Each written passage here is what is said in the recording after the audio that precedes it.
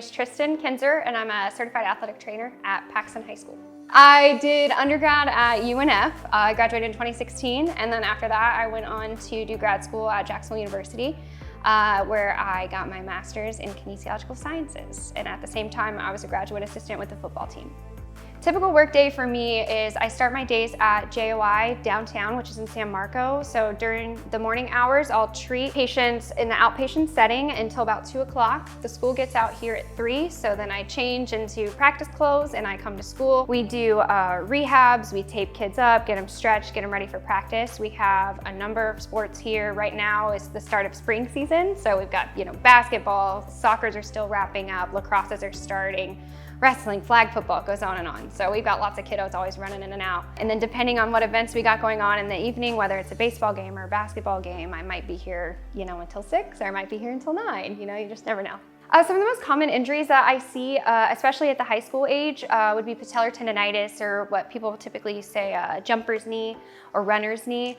Particularly in our basketball players who are over 6 foot, they're the ages of 14 to 17. That's when you're growing, gaining all of your height, right? And on top of that, they're running, they're jumping, and they work hard in the weight room and all that. So they always come in, Miss Tristyn, my knees are so sore, my knees are so sore. And I'm like, yeah, last summer you were 5'11" and now you're 6'6". It's like, your knees are gonna be sore.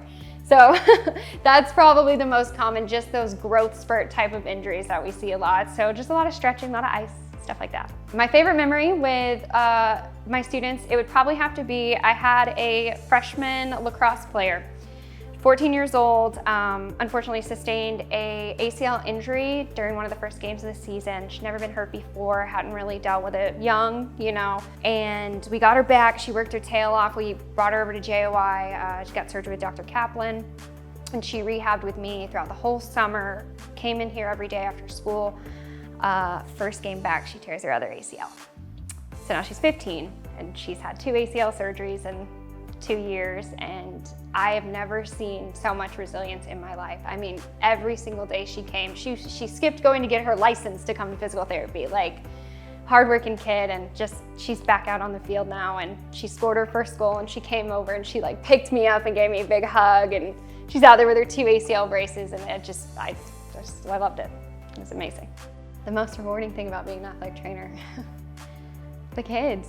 Having these kids come from when they are freshmen in high school, they're still young, kind of just getting really good at their sports, and succumb to an injury, and never being in an athletic training room, never being hurt before, how do we handle this? And it's a really unique experience to get with these kiddos when they're so young, and be someone that can encourage them like a friend, but still be an ally towards their recovery. And then just watching them grow from the time they're a freshman until they're a senior, and they're out there and scoring goals, and you were a part of that process. It's just the best.